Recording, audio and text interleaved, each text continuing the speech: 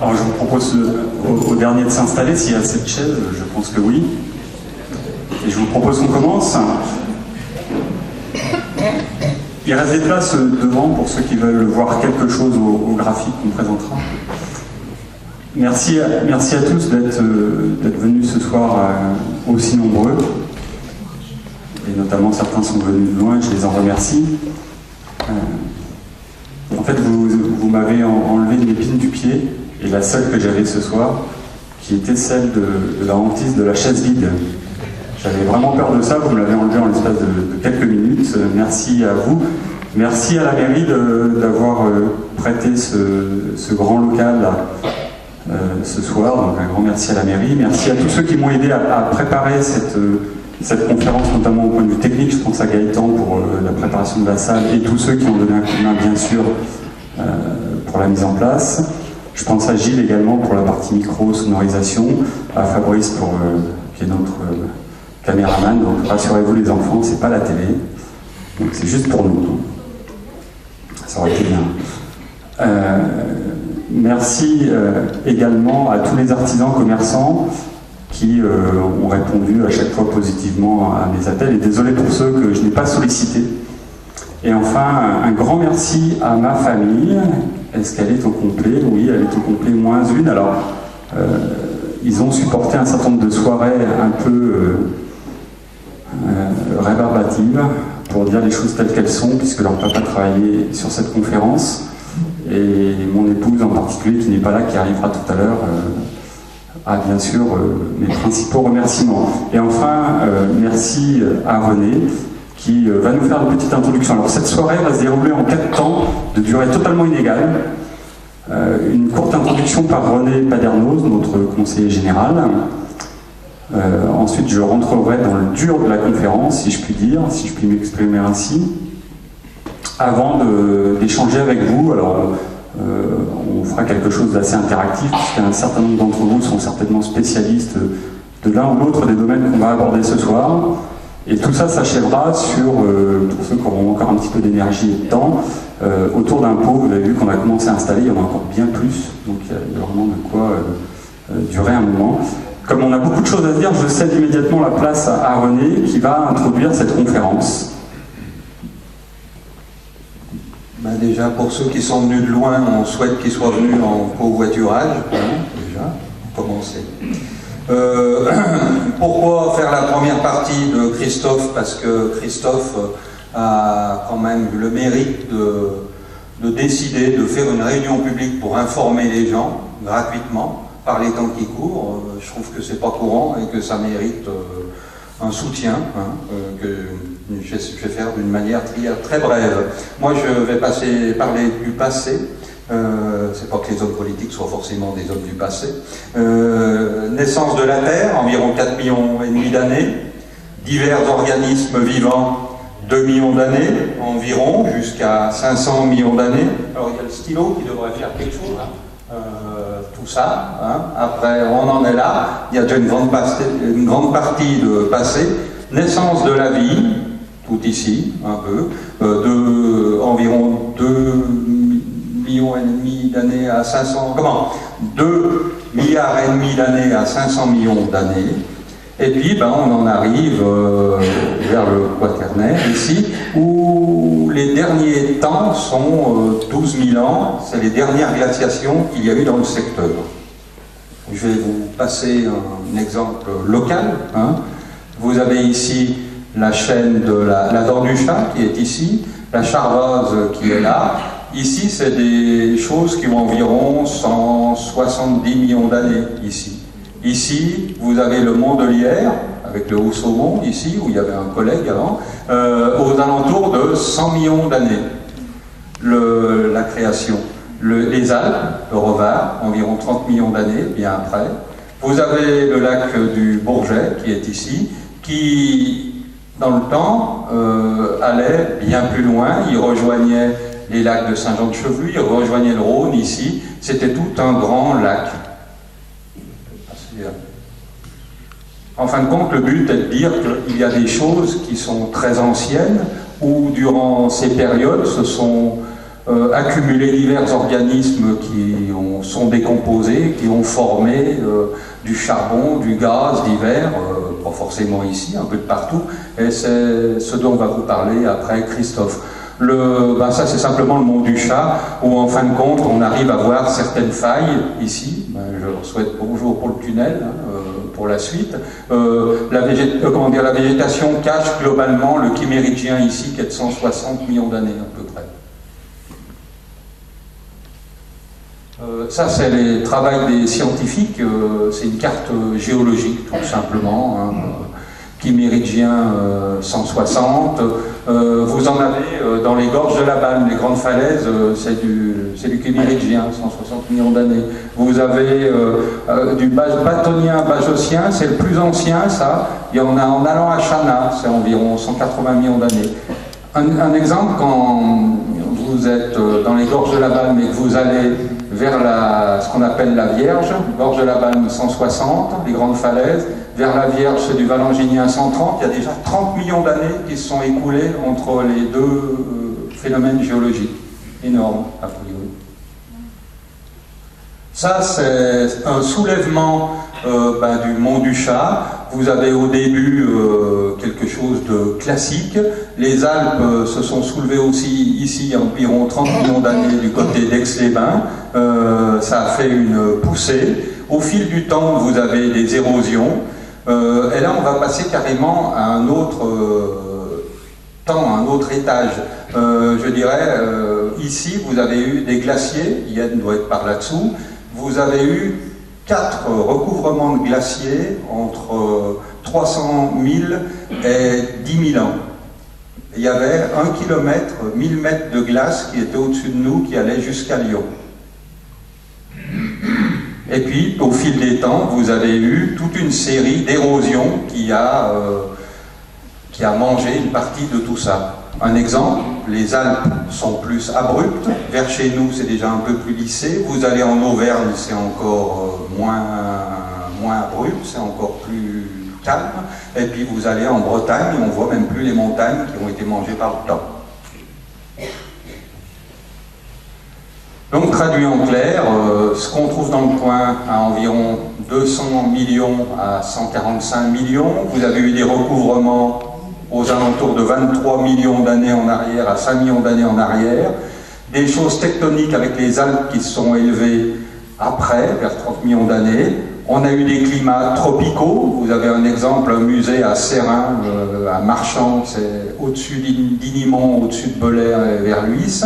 Vous avez eu des parties glaciaires, dont on a parlé tout à l'heure, tempérées, 1000 mètres de hauteur. Voilà en gros ce qu'il y avait dans le temps. Merci René. Merci pour cette introduction qui est parfaitement dans la cible de ce que je vais vous raconter maintenant. Quand René m'a proposé de faire cette introduction, on a décidé de ne pas se coordonner. Il m'a juste donné le thème de son introduction. Et ce thème me suffisait parce qu'il abordait la question qui va être le cœur de notre débat ce soir, qui est celui de la durée. Alors, René voit les choses en grand, il parle de millions d'années et de centaines de milliers d'années. Je vais raccourcir un petit peu cette échelle de temps-là pour vous parler d'échelles de temps un tout petit peu plus courtes, mais à peine, et en tout cas bien plus longues que les quelques années qu'on a l'habitude de voir comme horizon temporel dans nos sociétés. Alors, plusieurs personnes m'ont demandé l'origine de cette conférence. Elle est très très simple, l'origine de cette conférence. C'est que j'ai pris conscience, en lisant ce livre-là, que vous pourrez regarder tout à l'heure, qui est le premier rapport du Club de Rome, que tous les problèmes qu'on va évoquer ensemble ce soir sont des problèmes qui sont absolument vitaux pour nos sociétés, qui sont vitaux, et j'en déduis que tous les problèmes ne se valent pas dans nos sociétés, même si aux 20h, le mariage pour tous est mis au même niveau que la Coupe de France et autres sujets. Je prétends devant vous ce soir que tous les sujets ne se valent pas et que celui-ci est plus important. Alors pas du tout parce que c'est moi qui l'expose, mais tout simplement parce qu'il engage notre avenir et qu'il n'engage pas que mon avenir, il engage aussi celui de mes enfants, mais il engage d'abord mon avenir. En effet, ce que je vais vous évoquer ce soir, c'est que on va vivre quelque chose d'assez historique, d'assez extraordinaire, et pour tout dire vraiment nouveau, c'est qu'on va probablement, alors maintenant je vais parler au conditionnel la plupart du temps, ou quand je pourrai, quand j'y penserai, on va probablement vivre la fin de l'âge d'or de l'énergie facile. Alors le litre d'essence vous paraît peut-être cher, ce que je viens vous dire ce soir, c'est que l'énergie était jusqu'à présent très peu chère et que maintenant ça va s'inverser. Donc tout ça va probablement faire que la mondialisation ne va pas continuer, que l'étalement urbain va se ralentir, que la croissance ne va pas continuer indéfiniment, vous le savez maintenant très certainement, que les efforts d'aujourd'hui seront toujours plus faciles à faire que ceux de demain, que notre mode de vie ne va pas continuer à s'améliorer et que nos systèmes politiques ne vont certainement pas rester aussi stables que ceux que nous connaisserons à l'heure actuelle. En tout cas, retenez que tout ça n'est pas gagné.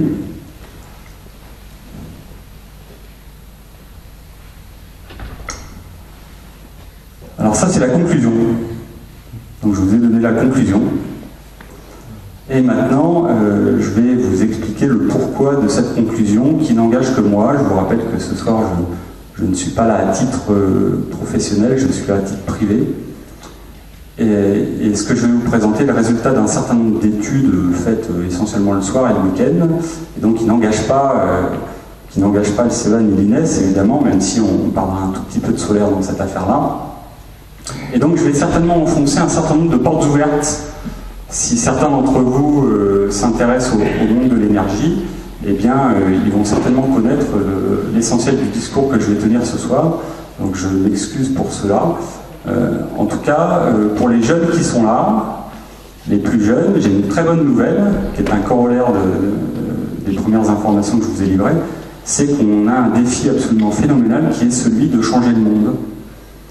Alors si vous vous êtes levé ce matin en vous demandant ce que vous vouliez faire plus tard, eh bien moi j'ai une proposition, c'est juste celle de changer le monde, et je vais vous la proposer ce soir, je vais vous l'exposer.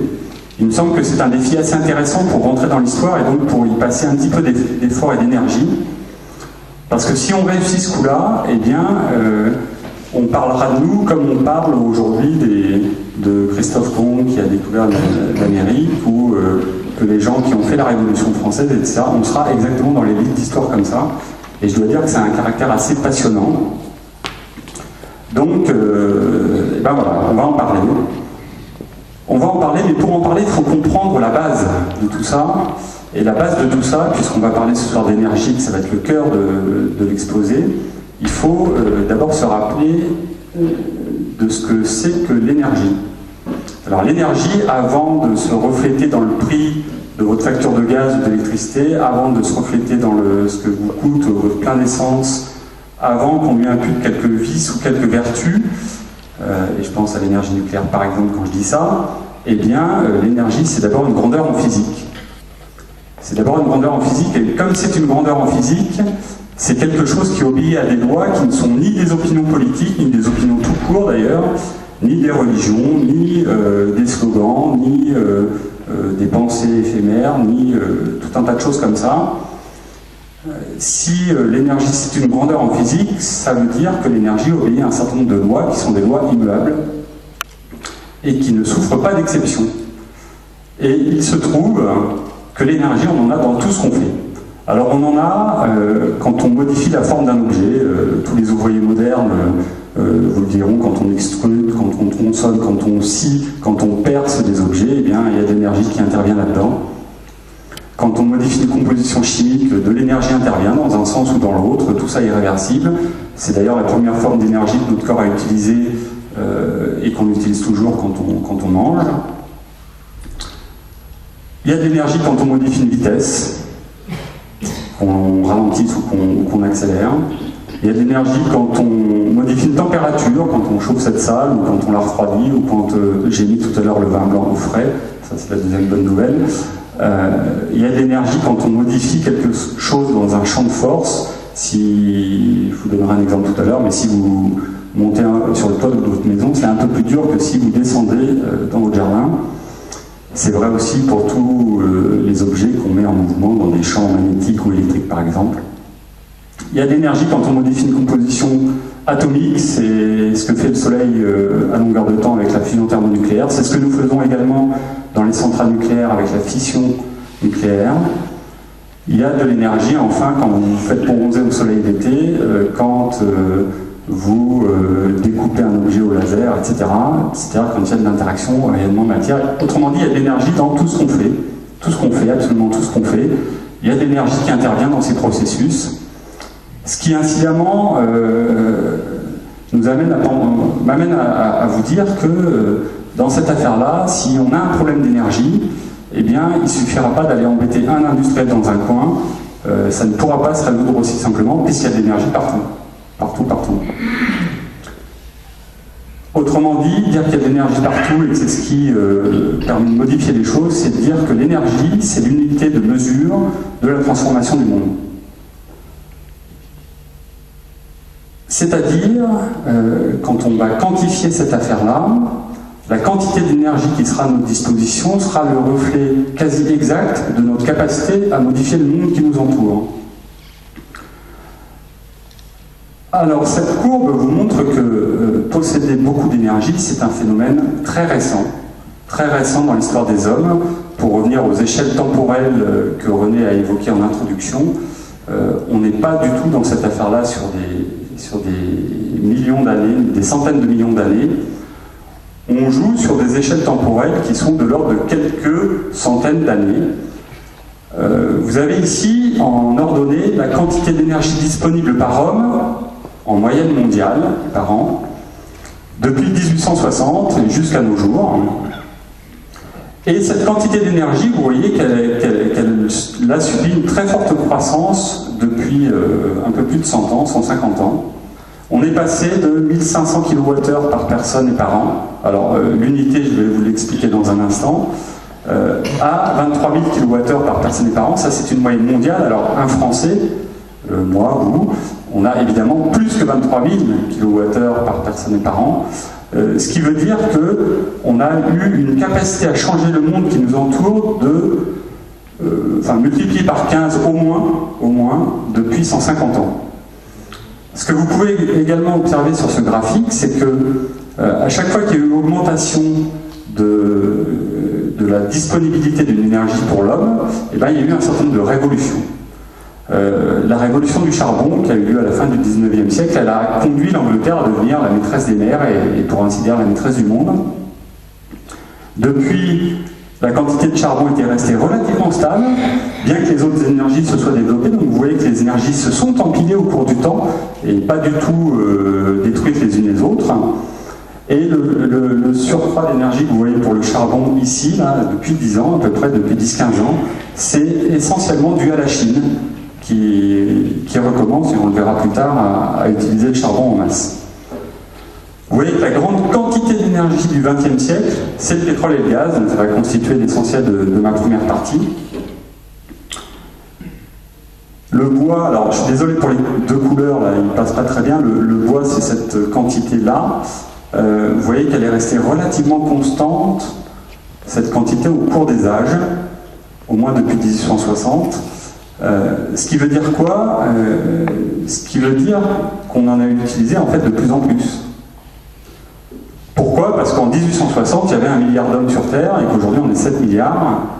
Et comme la quantité de bois consommée par personne est restée relativement constante, puisqu'on a multiplié par 7 la population, on a multiplié par 7 la quantité de bois consommé par an, ce qui aujourd'hui fait du bois une énergie que l'on peut qualifier de, on va dire non renouvelable, en tout cas à la limite du caractère renouvelable. Quand on parle des nouvelles énergies renouvelables, c'est ce petit trait bleu foncé là-haut. C'est 1% du problème aujourd'hui. Alors je vous rassure, il y a des bonnes nouvelles derrière ça. L'essentiel est constitué par des énergies fossiles aujourd'hui dans le monde, c'est plus de 80%. La deuxième grande énergie renouvelable ici, c'est l'hydraulique. Donc il y a le bois qui devient de moins en moins renouvelable et l'hydraulique, c'est ça l'essentiel des énergies renouvelables aujourd'hui. Alors puisque je me suis dit que vous n'étiez pas des pros de l'énergie, on va faire un petit cours de physique. Non, alors je blague, on ne va pas faire du tout de cours de physique, parce que cette énergie, ces unités d'énergie-là, pourquoi il y en a autant? Eh bien c'est très simple, parce qu'il y a autant de formes d'énergie que de métiers. C'est ce que je vous ai dit de planche avant. Les gens du pétrole utilisent certaines unités, les gens de l'énergie nucléaire une autre, etc. Il y a autant d'unités que de formes d'énergie dans le monde. Donc ça, on oublie, c'est pas du tout la bonne unité qu'on va évoquer ce soir. La bonne unité d'énergie, elle est là. Alors, j'ai mis une photo de moi quand j'étais jeune. J'avais des cheveux, on me reconnaît bien. Enfin, on me reconnaît un peu, j'avais des cheveux. Bon. En fait, mesdames, c'est pas cette image-ci qu'il faut regarder, c'est celle-là. Alors, elle est moins sexy, mais elle est plus importante. Parce que là, les gens qui ont grimpé cette montagne l'ont fait avec leurs jambes, et les jambes sont 10 fois plus puissantes que les bras, environ. Et donc, il y a bien plus d'énergie quand on utilise ses jambes que ses bras. Alors, on va faire un petit calcul d'ordre de grandeur. Et vous m'excuserez les enfants si je ne fais pas beaucoup de nombres décimaux ce soir, mais on va le faire à la louche. Si vous prenez un homme et que vous l'envoyez en haut du Mont Blanc, et que vous regardez quelle énergie mécanique il est capable de développer quand il fait ça, eh bien vous obtiendrez quelque chose de l'ordre du kilowattheure. Alors le kilowattheure, peu importe ce que c'est, hein, mais l'ordre de grandeur c'est 1 kWh pour faire ça. Donc si vous prenez le même bonhomme et que vous lui faites faire ça toute l'année, tous les jours, d'abord je pense que ça ne durera pas longtemps, ce qui veut dire que, allez, admettons qu'il le fasse un jour sur deux, vous aurez à peu près une centaine de kilowattheures par an pour un homme qui monte en haut du Mont Blanc une fois sur deux, un jour sur deux, qui se met en appétit le matin en faisant ça. Et si vous prenez ce cher monsieur et que vous le faites pelleter dans votre jardin pour mettre des géraniums ou des patates, vous le faites pelleter 20 tonnes de terre, eh bien il aura développé 10 fois moins que 1 kWh ou 0,5 kWh. Il aura dépensé en énergie mécanique, il aura restitué 0,05 kWh. Donc ça vous donne l'ordre de grandeur. Un homme c'est 100 kWh par an d'énergie restituable. Si le bonhomme en question, vous le payez au SMIC, eh bien, vous paierez votre kilowattheure d'énergie, on va dire 500 € pour faire simple. 500 € le kilowattheure. Notre chère essence, quand on en prend 1 litre, on a 10 kWh d'énergie thermique et on a 5 kWh d'énergie mécanique. Donc on a 10 bonhommes dans 1 litre d'essence. Et ça, pour un prix qui bien sûr défie toute concurrence, et ça vous explique l'histoire du XXe siècle. Vous avez en un slide l'histoire du XXe siècle. C'est ça l'histoire du XXe siècle. On est passé de l'énergie humaine à l'énergie fossile. Encore une fois, pour un prix qui défie toute concurrence et une quantité d'énergie accessible par an qui est absolument énorme par rapport à celle d'un homme. Vous voyez que là, vous avez un certain nombre de bonhommes à votre disposition dans un litre d'essence. Alors, j'ai mis la conclusion ici. Un bonhomme par an à votre disposition, un esclave mécanique, ça vaut 10 litres d'essence. Voilà. Donc ça, c'est l'histoire du XXe siècle. Et j'en déduis que le vrai super-héros, c'est ça. Il est là, le vrai super-héros des temps modernes, c'est lui. Alors ce qu'on consomme par énergie dans le monde et par an, c'est 20 000 fois ça. Ça c'est un pétrolier géant de la classe Suezmax, et il y en a 20 000 par an comme ça, qui parcourent le globe. Et pourquoi c'est le héros des temps modernes, le pétrole? Eh bien parce que il est utilisé à 98% dans tous nos transports, depuis les camions qui vont chercher nos minerais dans le sous-sol, jusqu'à nos fameux Airbus A380, en passant par tous les camions de manutention, de transport, de tout ce que vous voulez, les voitures, j'aurais pu rajouter des chars, enfin tout. Voilà. Alors, pourquoi je dis que c'est le super-héros? Alors, pas uniquement à cause du petit calcul d'ordre de grandeur que je vous ai proposé, mais à cause de cette courbe-là qui a été établie par Jean-Marc Jancovici, qui est un ingénieur en énergie, qui est souvent assez percutant dans ses analyses, et qui m'a fait découvrir cette courbe, qui est la corrélation entre l'augmentation ou la croissance ou la décroissance du PIB mondial par an et l'augmentation de la quantité de pétrole accessible à l'homme chaque année. Je parle bien de quantité, je ne parle pas de prix. Il n'y a pas de prix ce soir. Il n'y a pas de prix. On ne parle pas de prix, on va faire de la physique. Il n'y a aucun prix dans ce que je vous raconte. On parle de quantité, c'est-à-dire le nombre de litres d'essence ou le nombre de barils de pétrole que vous avez par an dans le monde versus le PIB mondial. Alors le PIB mondial, ça se dit GDP, Gross Domestic Product en anglais.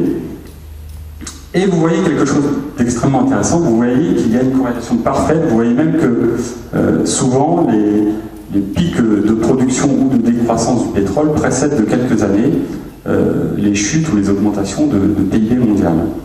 Et c'est ça qui fait dire qu'aujourd'hui, le volume de pétrole dans le monde gouverne le système énergétique mondial et le système économique. Ce qui veut dire quoi? Ce qui veut dire que ce n'est pas une question de prix, c'est une question de volume. Si demain on divise par 2 la quantité de pétrole qui arrive en France, eh bien demain vous avez une division par 2 du PIB français, vous avez une division par 2 de vos transports, vous avez une division par 2 de la nourriture qui sera accessible au supermarché, vous avez une division par 2 de tout ce que vous faites. Voilà, on ne chauffe pas un jour sur 2, on ne se balade pas un jour sur 2, on ne va pas travailler un jour sur 2, ça c'est la bonne nouvelle, etc. Donc c'est une question de quantité et pas de prix. Alors la vraie question c'est qu'est-ce qui va se passer? C'est ça la vraie question. Vous avez sur cette courbe ici depuis 1900 jusqu'à 2100 environ, en rouge, la production de pétrole dans le monde en millions de barils par jour, c'est l'échelle de droite, et vous avez en bleu l'évolution de la population mondiale depuis 1900. Alors, ce qui est intéressant à observer sur ce graphe, c'est d'abord que les fameuses 30 glorieuses, que je salue parce que ce sont elles qui m'ont permis d'être ingénieur et pas passer mes journées dans les champs à faire pousser des patates. C'est elles, c'est 2% d'énergie en plus par an dans le monde. Ça, c'est les 30 glorieuses. C'est ce qui fait que maman, quand elle me racontait qu'elle allait à l'école en étant enfant, qu'elle faisait 10 km à pied tous les matins, et bien maintenant, maman et papa vont passer leurs vacances à l'autre bout du monde. C'est ça, c'est les 30 glorieuses. 2% d'augmentation d'énergie disponible par an et par habitant. Les ennuis ont commencé à arriver en 1974, alors pas que pour les histoires de crise pétrolière, mais aussi parce que ces crises-là, ces crises géostratégiques, elles ont commencé à faire gadouiller la quantité de pétrole accessible, ce qui a conduit aux 30 dernières années à ce qu'on peut appeler la crise, avec quand même une augmentation d'énergie accessible par habitant dans le monde de 0,5%. C'est-à-dire que là, on n'est pas en décroissance. D'accord? Et il se passe un certain nombre de problèmes, de menus problèmes, si j'ose m'exprimer ainsi, que sont l'augmentation de la dette et du chômage dans beaucoup de pays, et surtout nous. Alors beaucoup de gens s'excitent sur à quand la fin du pétrole. Honnêtement, c'est pas le sujet. C'est pas le sujet. Notre sujet, c'est de s'adapter à ce qui va se passer. Le sujet de ce soir, c'est l'adaptation. C'est l'enjeu, c'est le défi, c'est la grande nouvelle, c'est l'histoire qu'on va écrire, c'est l'adaptation à soit une décroissance brutale du pétrole dans les années qui viennent, soit à un répit qui nous sera donné par un certain nombre d'énergies que je vais évoquer dans un instant, mais en tout cas, là, il va se passer des choses qui vont nécessiter qu'on s'adapte. Et c'est ça l'enjeu, c'est l'adaptation. Pour ceux qui ne sont pas persuadés qu'on peut vivre en décroissance, ce petit graphe-là vous donne la quantité de pétrole qui rentre en France par an depuis 1980, mais ce qui est intéressant, c'est depuis l'an 2000. Alors, Vous voyez ici que la quantité de pétrole disponible par habitant, par Français et par an, est en décroissance constante d'à peu près 2% depuis l'an 2000. Alors ça, c'est pas un effet du bug de l'an 2000, c'est lié à plusieurs choses. La première chose, c'est que la quantité de pétrole extraite par an dans le monde est relativement constante depuis une dizaine d'années. Et comme, dans le même temps, la population mondiale n'a cessé d'augmenter, de l'ordre de 700 millions d'habitants, eh bien la quantité de pétrole par personne résultante décroît naturellement. Comme dans le même temps, la Chine a vécu, on va dire, le début de cette Trente Glorieuses, évidemment, elle a tiré la couverture à elle, ainsi que l'Inde et un certain nombre d'autres pays émergents. Ce qui fait que ce qui reste comme quantité de pétrole pour les Français, elle décroît. Elle décroît et ça c'est normal. C'est normal compte tenu de la conjoncture mondiale.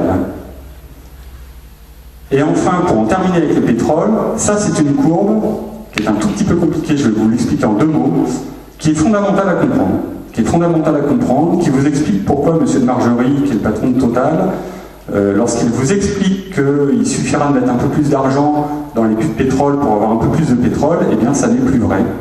Ça n'est plus vrai depuis à peu près 2005. On a vécu ce qu'on appelle en physique un changement d'état. Un changement d'état du système. Vous avez les points gris clairs ici, qui sont les points qui vous montrent la corrélation qui existe entre la quantité d'argent que vous mettez pour creuser un puits de pétrole et le nombre de barils de pétrole que vous pouvez récolter. Alors quand on mettait $20, voilà, on pouvait récolter un certain nombre de millions de barils de pétrole, et puis si on mettait un peu plus, eh ben on récoltait plus, et si on mettait encore plus, on récoltait encore plus. Ça, c'est ce qui a fait dire à beaucoup de personnes pendant des dizaines d'années que tous les 40 ans, on aurait pour 40 ans de pétrole et que ceci continuerait indéfiniment. C'est ce qu'on appelle une courbe d'élasticité en économie. Tous nos modèles économiques sont basés sur une relation dite d'élasticité. Autrement dit, vous payez plus et vous avez plus. Il s'est passé un truc assez extraordinaire autour des années 2004-2005, c'est que c'est devenu faux. C'est devenu faux pour des raisons physiques. C'est devenu faux à cause de la difficulté d'aller chercher le pétrole dans le sous-sol. Ce sont les points foncés que vous voyez ici. Ces points foncés vous disent quoi? D'abord, ils vous disent que si vous regardez le nombre de millions de barils de pétrole par jour que vous arrivez à extraire, il devient relativement constant. Il vous dit aussi une chose, c'est que parfois vous êtes obligé de mettre beaucoup d'argent et vous n'obtenez que la même quantité de pétrole que celui qui a mis moins d'argent. Autrement dit, aujourd'hui, le prix fixe le prix et le prix ne fixe plus la quantité. Le prix fixe le prix. Quand vous avez Total qui met des 10 milliards d'euros dans un puits de pétrole, eh bien, il va vous vendre son pétrole plus cher que celui qui a trouvé la même quantité de pétrole pour 1 milliard. Voilà.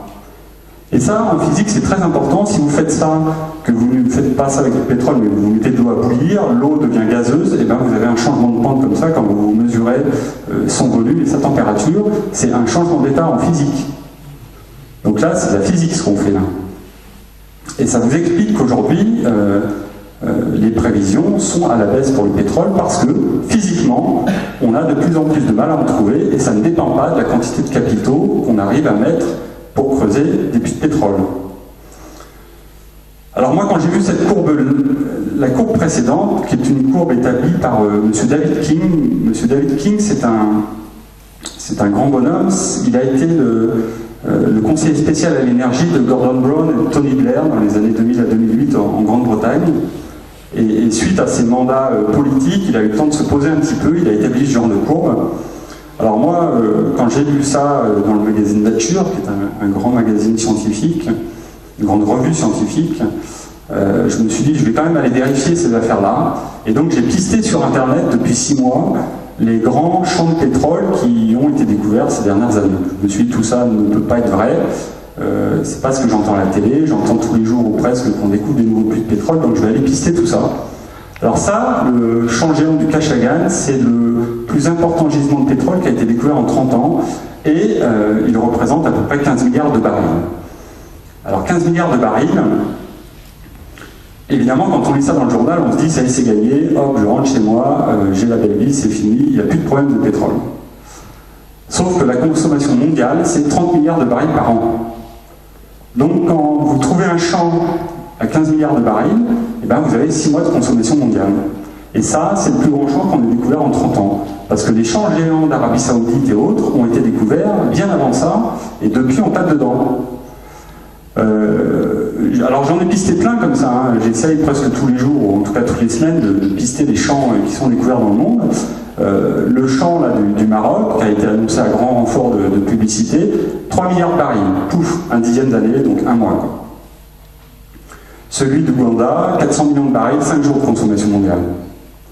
Voilà, alors j'en ai des tas comme ça, mais je ne vous les passe pas, c'est assez rébarbatif. Voilà, en tout cas, on découvre des champs qui sont minuscules à l'échelle des consommations mondiales.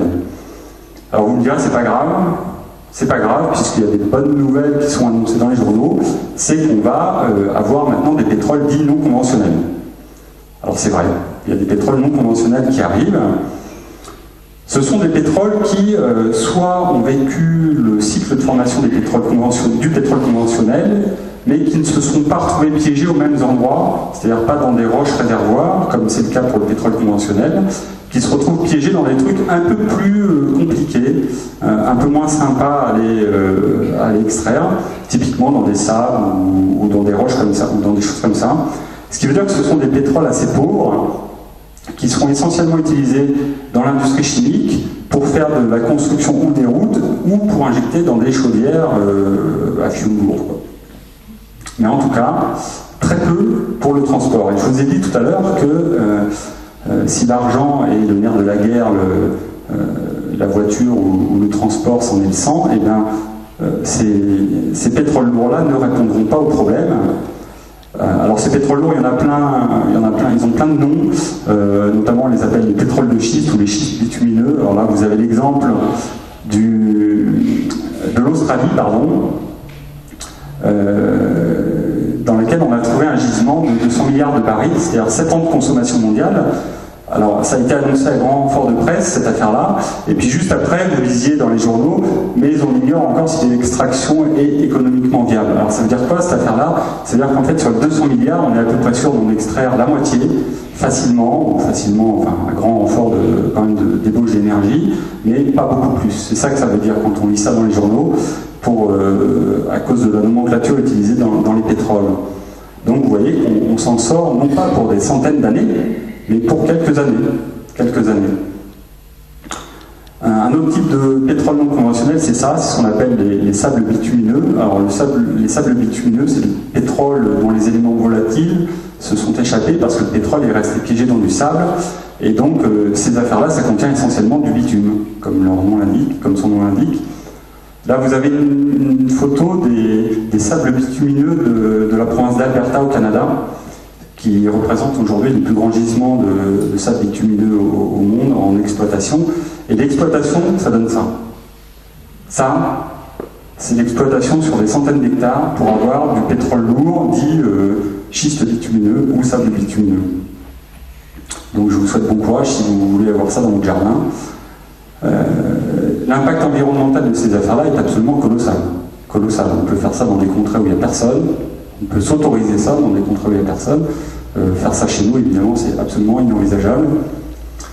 Alors ça veut dire quoi? Ça veut dire que le laps de temps qui nous sépare de ce qu'on peut appeler le pic pétrolier, qui est une entité mathématique. Alors ce soir on fait de la physique et des maths. Je suis désolé les enfants, on n'est pas à l'école, mais c'est pourtant ce qu'on va faire. Le pic pétrolier, il existe, c'est une entité mathématique. On a un stock donné initial fini. René, vous avez donné des ordres de grandeur pour former ces choses-là, c'est quelques milliards d'années, voire quelques centaines de milliards d'années, ou dizaines de milliards d'années. On tape dedans jusqu'à plus soif, et donc à un moment donné, mathématiquement ça se démontre, on passe par un pic, et suivant qu'il y ait plus ou moins de schiste bitumineux, plus ou moins de sable bitumineux, etc., eh bien, le pic, il interviendra, alors peut-être dans 5 ans, peut-être dans 10 ans, ça c'est pas très grave, mais l'ordre de grandeur c'est quelques dizaines d'années, et ensuite, ça ira décroissant. Et comme je vous le disais tout à l'heure, ce qui compte, c'est pas la fin ici, c'est la vitesse de décroissance. Typiquement ici en 2050, ça c'est une prévision un peu moyenne. Hein, c'est pas une prévision pessimiste, c'est pas une prévision optimiste, c'est une prévision moyenne. J'ai fait une moyenne d'un certain nombre de choses qu'on trouve dans les articles ou dans les prévisions de l'AIE notamment. C'est une prévision moyenne. En 2050, on aura autant d'énergie qu'en 1970 grâce au pétrole. Donc ce qui est important, et c'est pas une mauvaise nouvelle, c'est pas une mauvaise nouvelle pour la raison que je vous évoquerai tout à l'heure liée au changement climatique, c'est que de toute façon il va falloir s'adapter à ça, et c'est tout l'enjeu du débat de ce soir, et puis des actions qu'on pourra avoir dans les années qui viennent. Et bien tant pis si c'est pas le pétrole qui va nous sauver, c'est le gaz. Alors le gaz il est d'une utilisation beaucoup plus récente que le pétrole. Grosso modo, on l'utilise que depuis les années 50. Avant ça, d'ailleurs, quand les pétroliers trouvaient du gaz dans les gisements, ils le brûlaient. C'était un sous-produit des gisements de pétrole. Et il n'aura échappé à personne que le gaz est gazeux. Je pense que dire que le gaz est gazeux, c'est une évidence. Alors ça a des implications physiques, cette affaire-là. C'est que le gaz, il faut du coup le transporter. C'est beaucoup moins évident que le pétrole à transporter.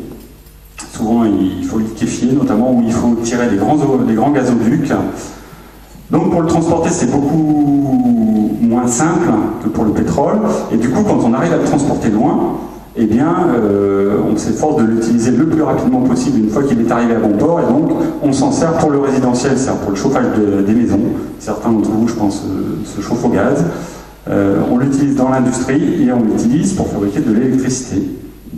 C'est ça son grand usage.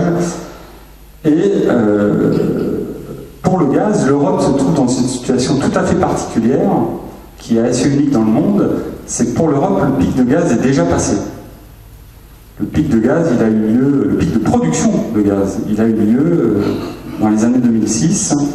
Et aujourd'hui, la mer du Nord, qui est le principal gisement gazier européen, va voir sa production décroître dans les années qui viennent.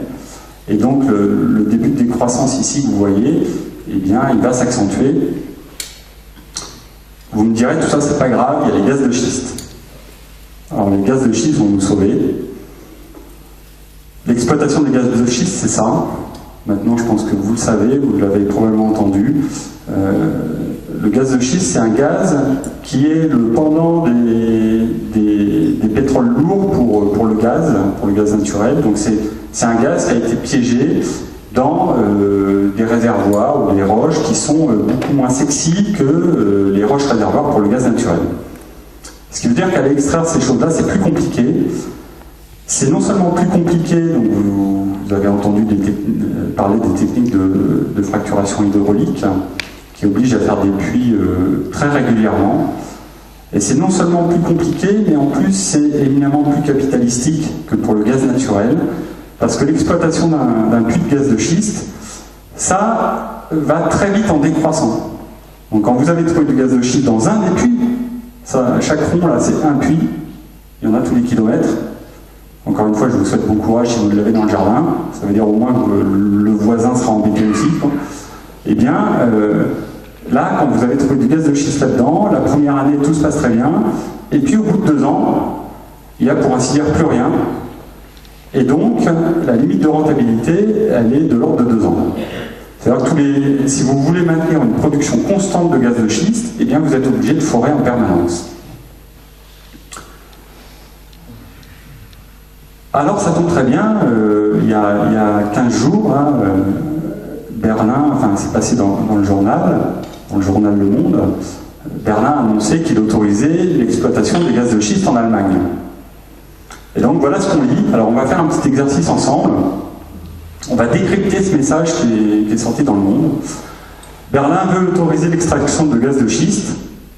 Alors sous condition, ils ne décrivent pas tellement les conditions, mais peu importe. Jusqu'à 2300 milliards de mètres cubes de gaz naturel pourraient être extraits du sous-sol allemand. Alors ça c'est marrant parce qu'on passe des gaz de schiste au gaz naturel. C'est-à-dire que celui qui est un peu en diagonale, déjà il dit que c'est du gaz naturel, c'est tout de suite rassurant, c'est très bien. Il y en a 2300 milliards. Alors 2300 milliards, vous lisez un peu plus loin dans l'article que la consommation allemande c'est 86 milliards de mètres cubes de gaz par an. Vous vous dites c'est gagné. C'est gagné.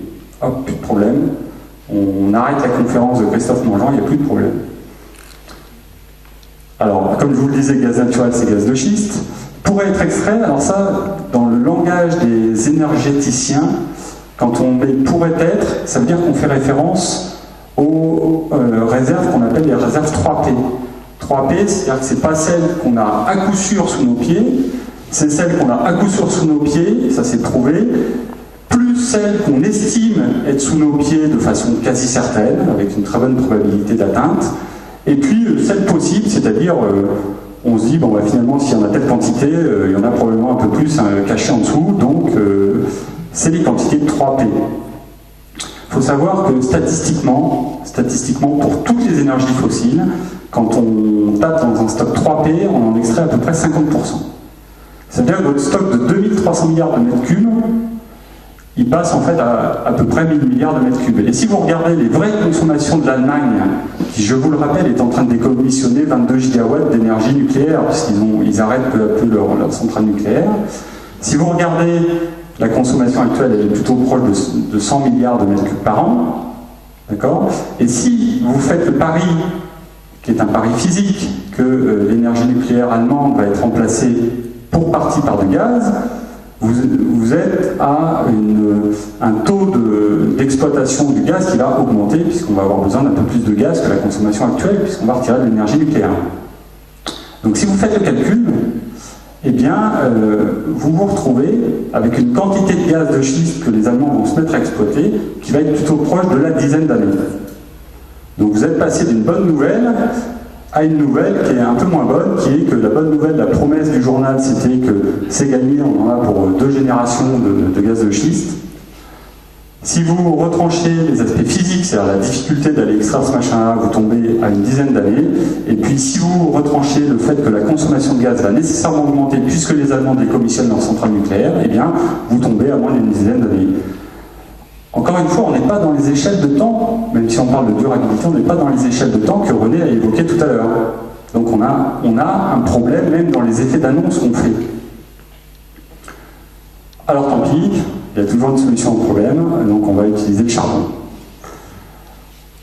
Le charbon est solide, il se transporte beaucoup moins bien, c'est ce qui fait qu'il y a moins de 15% du charbon qui traverse une frontière aujourd'hui, alors 80% du pétrole traverse une frontière, et que 30-40% du gaz traverse une frontière aujourd'hui.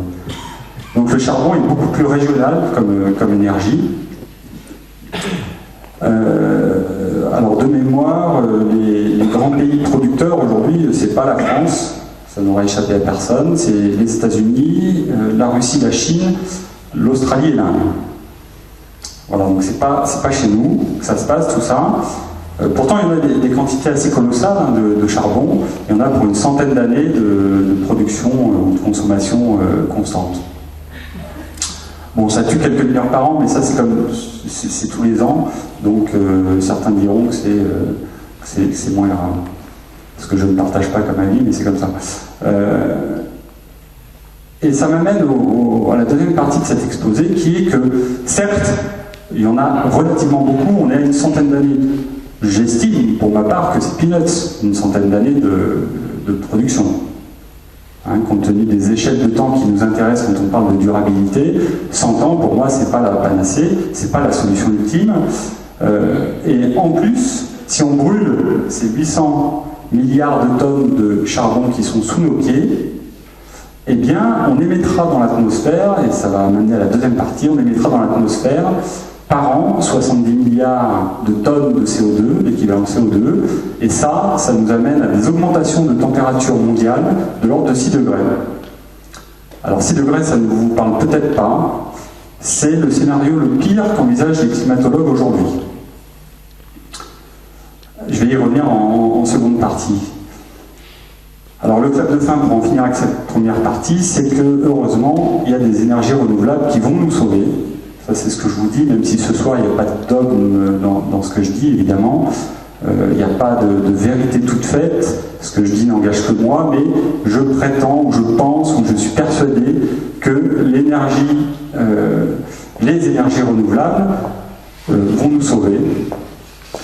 Elles vont nous sauver pour une raison, encore une fois, physique, et pas du tout ni économique, ni sociale, ni politique, ni géostratégique, ni tout ce qu'on veut, juste pour une raison physique. c'est que le Soleil brille, il brille depuis des milliards d'années, il fait vivre la biodiversité, il développe la biodiversité depuis des milliards d'années. Les premiers hommes l'ont utilisé pendant des dizaines de milliers d'années. Et mathématiquement, puisque le stock d'énergie non renouvelable est en train de s'épuiser, eh bien ça va redevenir prépondérant dans les années qui viennent. C'est de la physique, encore une fois, c'est rien d'autre que de la physique. Et quand je dis ça, je ne parle pas de photovoltaïque. Et Eric Moreni vous parlera pendant le débat ou après autour du pot de ce qu'il a amené ici, ces panneaux solaires. Là, je ne parle pas de photovoltaïque exclusivement, je parle de tout. Je parle de tout ce qui concerne la biodiversité renouvelable et également, bien sûr, les photons qui nous arrivent du soleil et qu'on peut capter.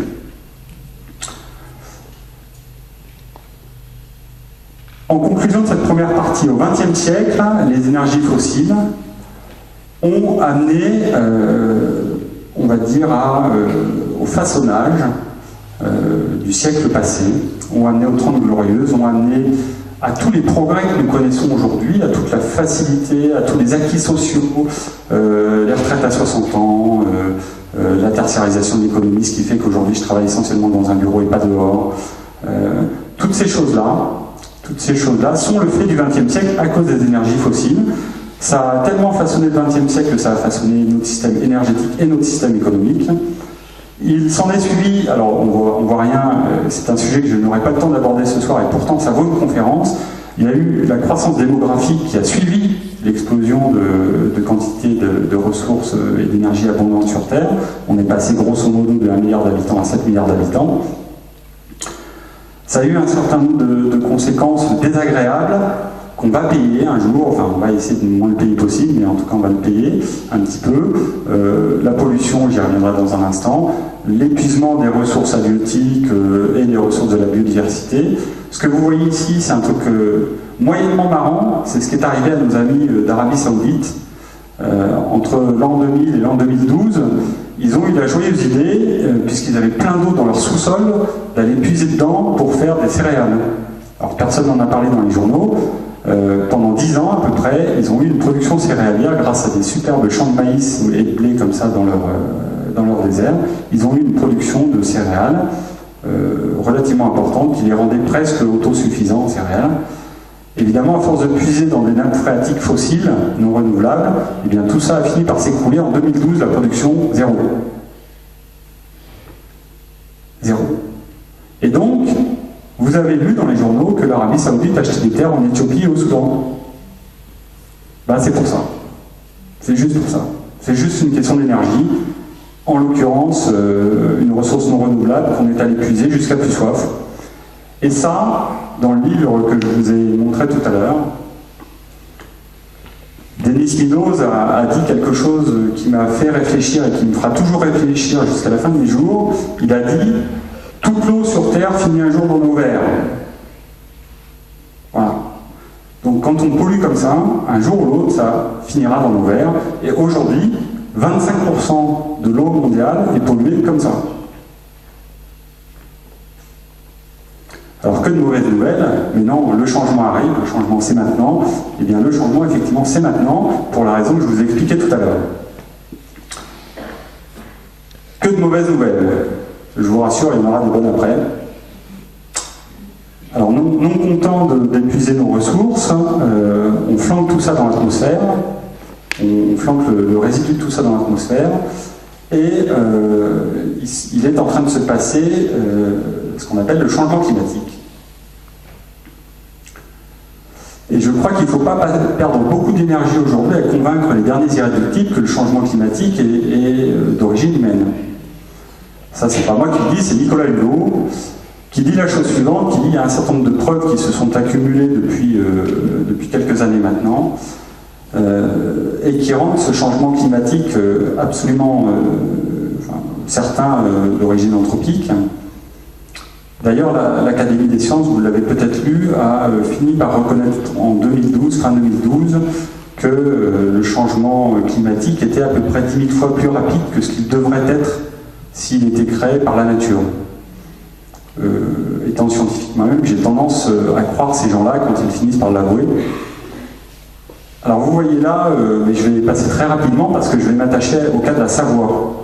Hein, on est passé du monde, on va aller à la Savoie. Là vous avez les prévisions, les projections à 2100 des élévations de température moyenne mondiale. Alors quand je dis que les prévisions pessimistes sont de plus 6 degrés, c'est pas les climatologues qui sont pessimistes, c'est les modèles qui donnent des températures maximales qui peuvent aller jusqu'à 6 degrés. Certains climatologues, quand ils font tourner leur modèle, estiment que ça peut peut-être même aller au-delà. Alors ça, c'est une température moyenne mondiale. Ça veut dire qu'en pic, notamment estivale, ça peut aller beaucoup plus haut que ça. Et comme c'est une moyenne mondiale, et bien, effectivement, certaines régions auront beaucoup plus chaud que d'autres, et d'autres auront plus froid. Les prévisions modérées donnent plus 4 degrés à l'horizon 2100, et les prévisions très optimistes, alors là pour le coup très optimistes, parce que même la Commission européenne a fini par admettre que ces prévisions-là n'étaient probablement pas atteignables, ou ces objectifs-là n'étaient probablement pas atteignables à l'horizon 2100, à savoir une augmentation de température de plus de 2 degrés. Donc je vous le disais, il faut arrêter de dépenser trop d'énergie à convaincre les derniers Claude Allègre que tout ça est d'origine anthropique. Là vous avez juste les concentrations en CO2 dans l'atmosphère depuis un millénaire. Alors on ne va pas perdre beaucoup de temps là-dessus, il faut juste retenir que pendant un millénaire et même avant, vous allez voir, on était à 290 ppm partis par million de CO2 dans l'atmosphère, et c'est pareil pour les autres gaz à effet de serre. Ce qui est intéressant, c'est de voir ça, c'est de voir qu'au cours des 500 000 ans qui nous ont précédés, la concentration, elle n'avait jamais dépassé 280-290 ppm. Aujourd'hui, on est à 380 et ça monte en flèche. Ça monte en flèche, c'est le cas pour tous les autres gaz à effet de serre, et pour retrouver des choses qui montent aussi haut, il faut remonter à 500 millions d'années avant nous. 500 millions d'années, période pendant laquelle la Terre était à peu près à coup sûr plus 5 degrés au-dessus de la température actuelle. Ça, c'est pas Christophe Mongeant qui le dit, ce sont les climatologues et les gens du GIEC qui font ces études. Voilà, donc aujourd'hui, ça monte en flèche et ça monte 10 000 fois plus vite que ce que la nature avait fait il y a 500 millions d'années. Alors, on va resserrer un petit peu le focus. Et on va venir à une chose qui certainement va vous intéresser davantage, qui est le cas de la Savoie. Parce que je me suis dit, bon, parler du monde toute la soirée, ça va être un petit peu gênant pour les gens et un peu ennuyeux. On va focaliser sur la Savoie. Là, vous savez peut-être qu'en Savoie, il y a une cinquantaine de stations Météo France qui, depuis, pour la plus ancienne à Annecy, c'est-à-dire depuis 1876, mesurent les températures, l'hygrométrie, les précipitations, etc. Donc la référence dans le bassin, en Savoie, c'est la station d'Annecy. Et chaque petite barre verte là représente la température moyenne en Savoie depuis 1876. Alors vous voyez quelque chose, c'est que quand on fait la moyenne de cette affaire-là, eh bien on a une température qui croît linéairement dans le temps. Donc là on est aujourd'hui, et puis là on est en 1876. Donc vous voyez que l'essentiel des températures moyennes en Savoie pendant l'année augmente peu à peu. Et il y a un truc assez intéressant à observer, c'est que ces 10 dernières années, on a eu les 8 étés les plus chauds depuis une centaine d'années. Alors si j'avais du temps, je vous aurais parlé d'un article qui traite ça d'un point de vue mathématique et qui explique que les phénomènes qui autrefois étaient des phénomènes exceptionnels vont devenir la normalité. Là, vous avez les températures estivales mesurées pour la France, cette fois, et les projections en rouge pour le prochain, le siècle qui nous intéresse. Et j'ai rajouté, pour toujours revenir à la Savoie, les petites étoiles vertes, là, qui sont les projections de température réalisées donc, par des études plus localisées, plus propres à la Savoie. Et donc vous voyez qu'on suit la moyenne nationale. Et un point important à noter, c'est que en l'an 2070, statistiquement, là on parle de statistiquement, eh bien un été sur deux sera plus chaud que l'été de la canicule de 2003. en Savoie.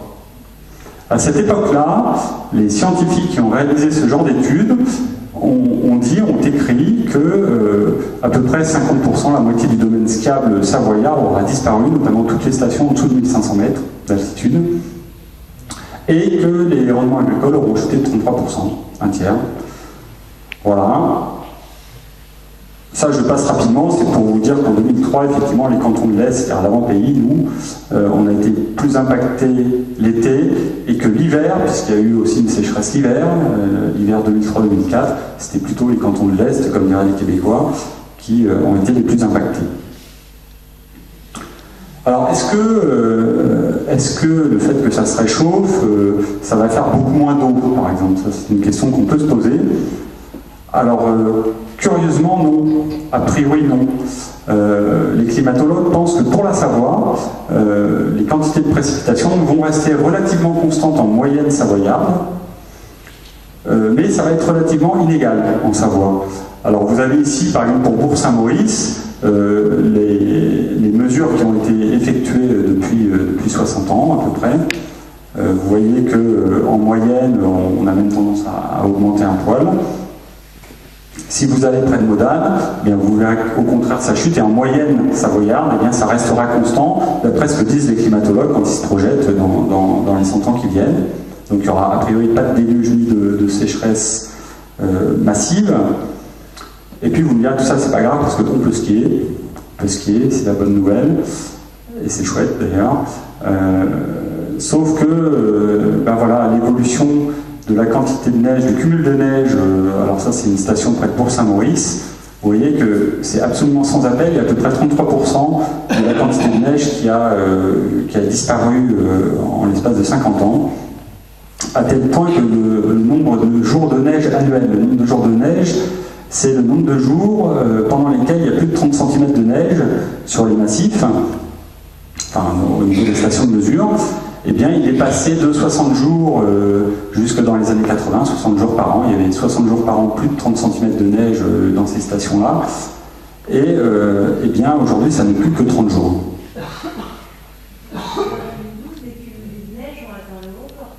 Oui. Ce qu'il faut voir ici, c'est que vous voyez, en fait, quand on parle de climatologie, on ne parle pas de choses instantanées. C'est-à-dire qu'une année n'est pas représentative. Ce qu'il faut, c'est établir sur des temps relativement longs, des moyennes et des statistiques, c'est le cas ici. Là, vous voyez que pour l'ensemble des glaciers savoyards, eh bien, tout ça, la quantité de neige, là c'est un bilan de masse de glace sur les glaciers savoyards, vous voyez que c'est à la décroissance. Ce que vous voyez ici en bleu, c'est les glaciers norvégiens. Je vous le disais, au niveau de la moyenne mondiale, au niveau du monde, il y aura des dissymétries, et les Norvégiens, on ira peut-être skier chez eux en l'an 2100, enfin, peut-être pas moi, mais un certain nombre d'entre vous. Et quand les climatologues font des simulations sur les glaciers savoyards, ça donne ça. Ça, c'est le glacier de Saint-Sorlin, qui est entre Grenoble et Saint-Jean-de-Maurienne. Donc aujourd'hui, et puis ça, c'est en 2100. Et pour nos amis agriculteurs, je ne sais pas s'il y en a dans la salle ce soir, ça c'est l'évolution des dates des semis de maïs depuis 1969. Et vous voyez qu'on est passé du 19 mai pour le début des semis en moyenne nationale, on va dire, au 19 avril. Donc on a perdu un mois, on a avancé d'un mois la période des semis. Alors ça c'était la Savoie. Je veux juste refaire un petit extra zoom sur le monde pour vous dire quelque chose qui me tient à cœur, c'est que il se passe des événements bien plus importants dans le monde que ce qui va nous arriver à nous en Savoie. Un exemple parmi d'autres, mais qui est assez révélateur, c'est celui de la grande sécheresse en Russie, qui est une sécheresse plus que centenaire, puisque la dernière avait lieu il y a 130 ans, qui a donné lieu en fait à des immenses incendies, vous vous en rappelez peut-être. Ces immenses incendies-là, ils ont eu ça comme conséquence. On vous me dirait, c'est quoi le rapport entre les incendies en Russie et le printemps arabe? Il n'y a pas de rapport. Si, il y a un rapport. Il y a un rapport, c'est que, En 2010, quand les Russes ont dû affronter ces feux gigantesques, ça a détruit 60% de leur récolte. 60% de leur récolte de céréales ont été détruites pour de ces incendies. Et les Russes, qui sont des gens très pragmatiques, que j'admire beaucoup par ailleurs, ont pris une décision massue, comme ils savent le faire. Ils ont, du jour au lendemain, arrêté leurs exportations de céréales. Ils ont arrêté leurs exportations de céréales. Évidemment, pour protéger leur marché intérieur, pour nourrir leurs gens. On peut penser ce qu'on veut de M. Poutine et de l'autre, mais ces gens-là savent préserver l'essentiel chez eux. Donc ils ont arrêté leurs exportations. Ça a eu comme conséquence ça. Alors ça, c'est les cours mondiaux des céréales depuis janvier 2004. Hein. Et donc il y a eu les grands incendies géants en Russie, arrêt immédiat à l'été 2010 des exportations russes, les prix mondiaux ont monté en flèche, plus 40%, et le printemps arabe s'est déclenché. On me dirait, ouais, coïncidence. Alors c'est marrant parce que quand on remonte le temps, ce que je me suis amusé à faire, du coup, parce que quand on m'a annoncé ça, je me suis dit, j'y crois pas. J'ai remonté le temps, je me suis dit, bah tiens, je vais aller voir un peu avant. Eh bien, 2007, début 2007, fin 2006, grande sécheresse en Australie. Pouf! Comme parallèlement à ça, les biocarburants, etc., c'était la grande mode pour les biocarburants de première génération, les prix se sont envolés, et là vous avez eu ce qu'on a appelé les émeutes de la faim, pour ceux qui s'en souviennent, même si c'est un petit peu loin, en Afrique, en Amérique latine et en Asie. Donc le changement climatique, ça a des impacts géostratégiques aussi, qui sont majeurs. Bien, alors après toutes ces mauvaises nouvelles, les choses à faire. Les choses à faire, c'est quoi? C'est enrayer tout ça. C'est ça le projet pour nos enfants et pour moi-même.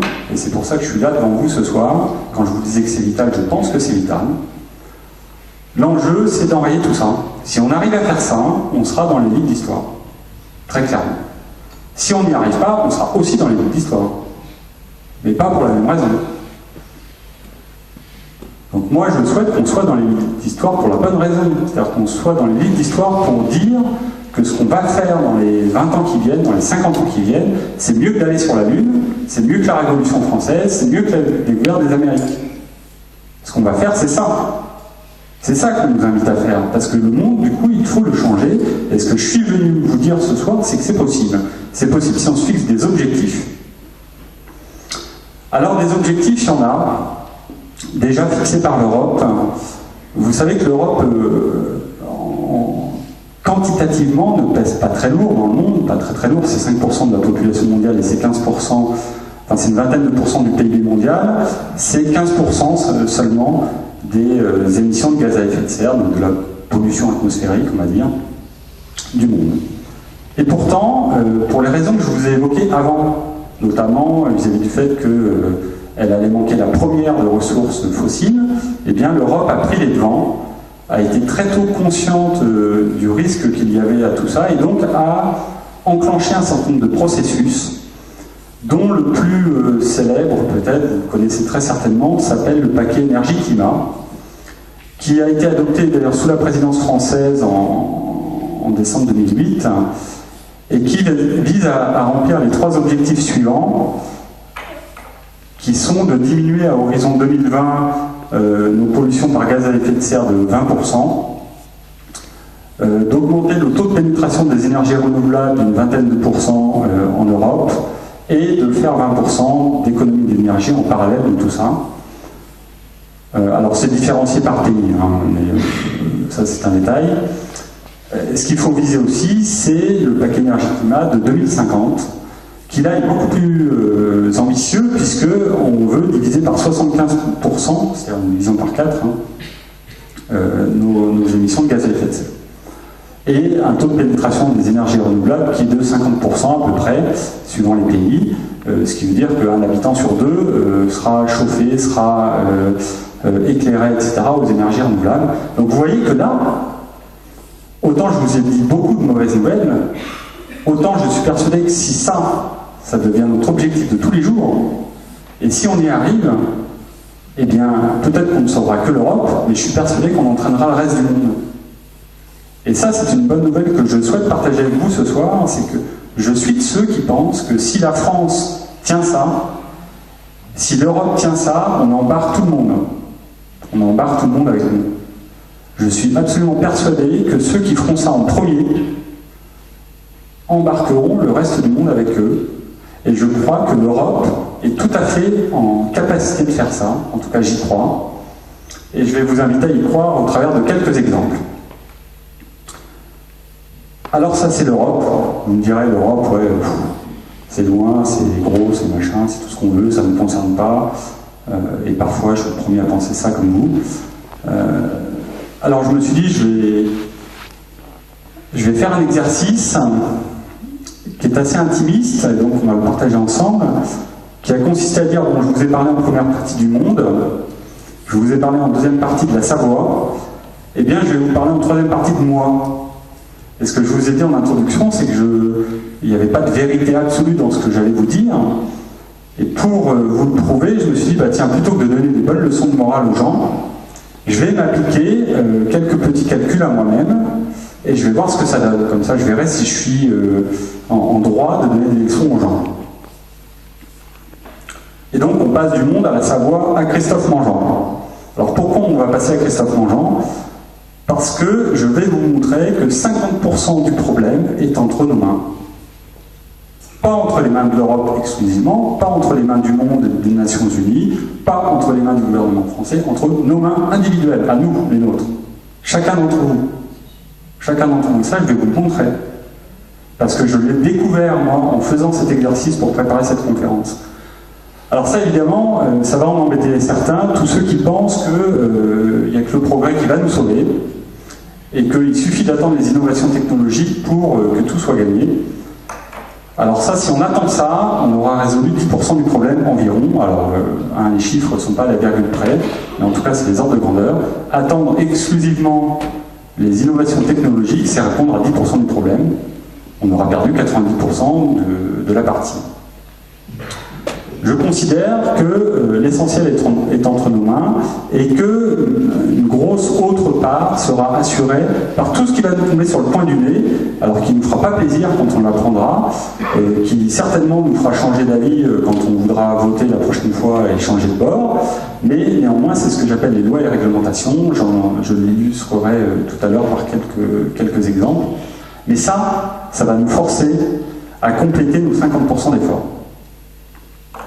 Et je considère par conséquent que c'est une bonne chose compte tenu des enjeux. Alors, on a le problème entre nos mains. La question est où ?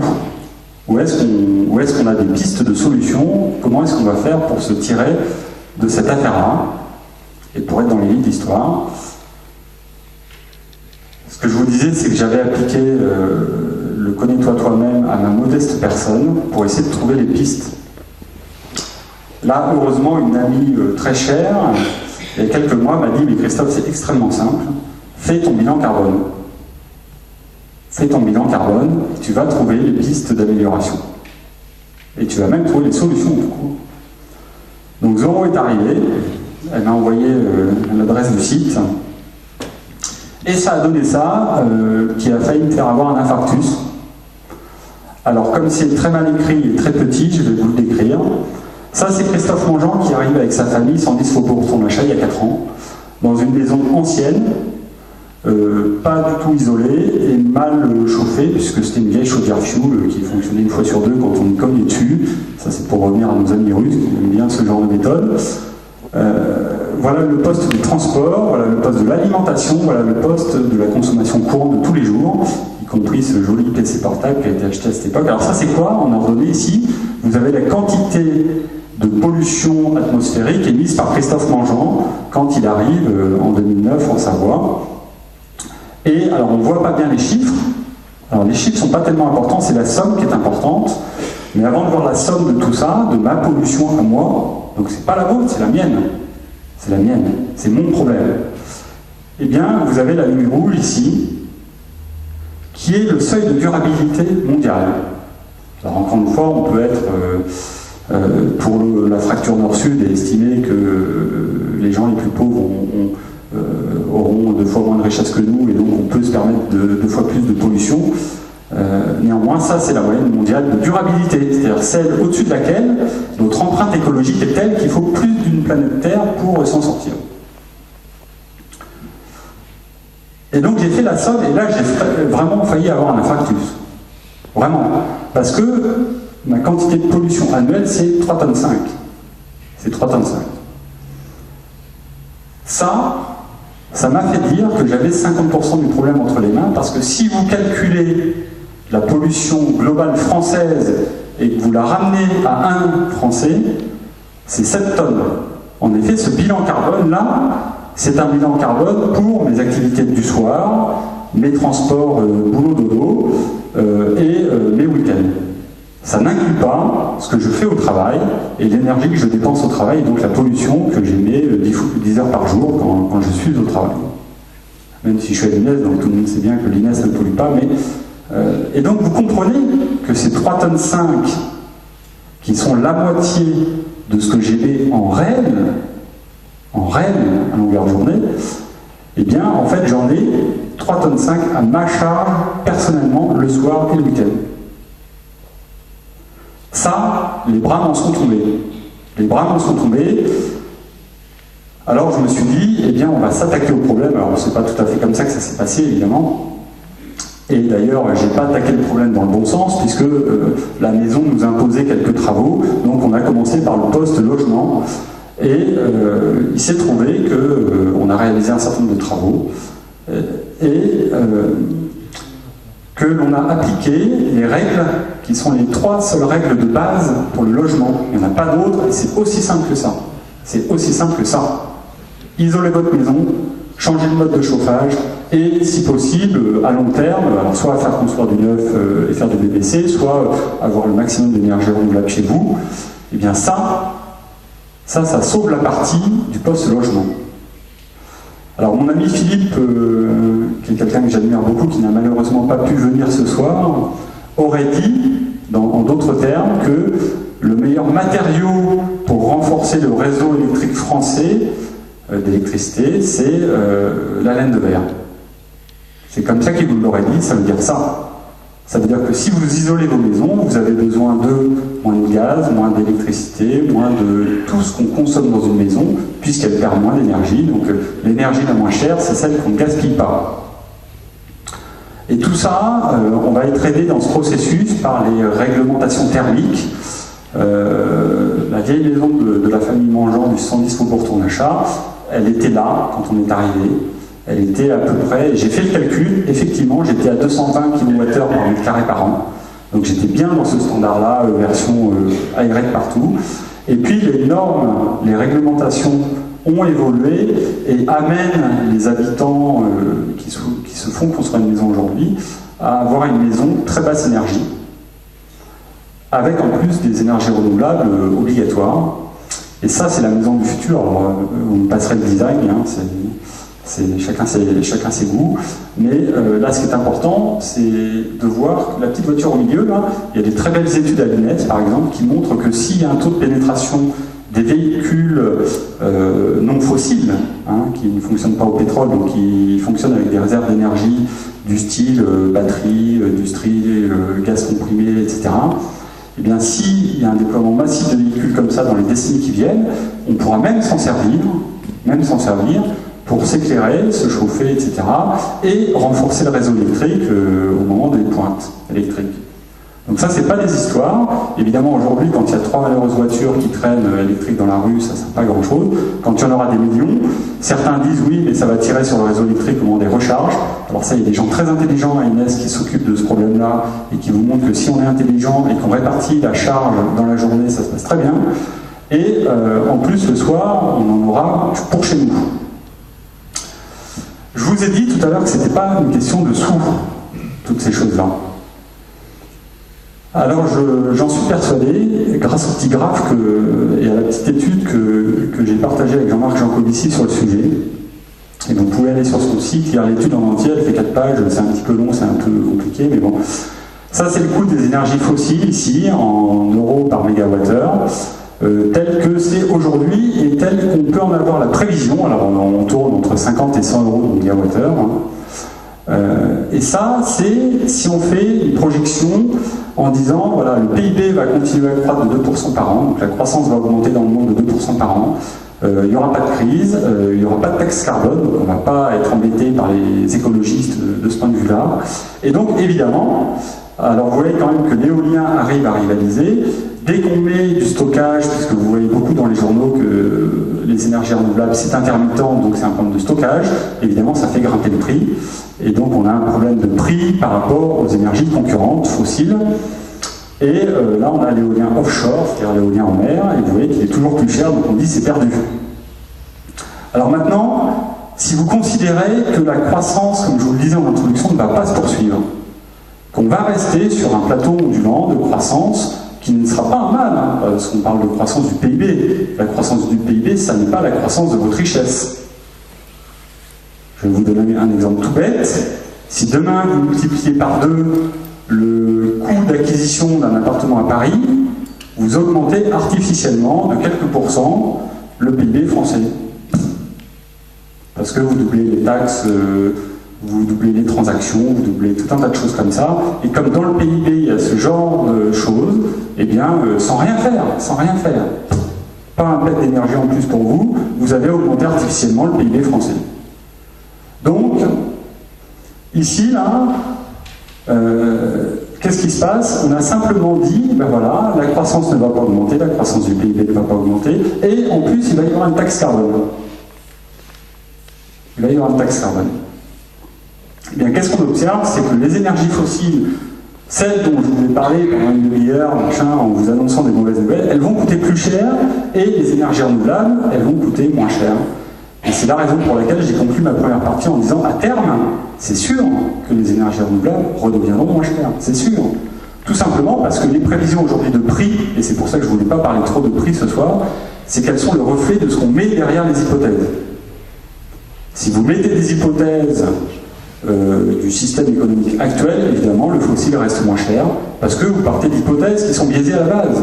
Vous considérez que l'énergie va continuer à augmenter, ce qui est faux, et vous considérez que la pollution et le changement climatique, ça n'est pas grave, ce qui est faux aussi. Maintenant, si vous incluez ça dans le coût des énergies fossiles, vous inversez la tendance, et comme avec Jean-Marc Jancovici, on n'a pas fait toutes les énergies, ben, je l'ai fait pour l'ensemble des énergies renouvelables qui sont à gauche. Alors vous voyez que les barres d'incertitude sont énormes, hein. Ça c'est parce que Christophe Mongeant il ne s'est pas encore très bien calculé pour les 50 ans qui viennent, mais je vais m'améliorer, je vous le garantis. Et donc si vous regardez les énergies renouvelables, dans les 50 ans qui viennent, 100 ans qui viennent, eh bien elles se trouvent de facto au même rang que les énergies fossiles qui sont représentées ici en jaune. Donc la tendance elle est en train de s'inverser. Et elle s'inversera de plus en plus dans les décennies qui viennent. Ça, c'est un truc dont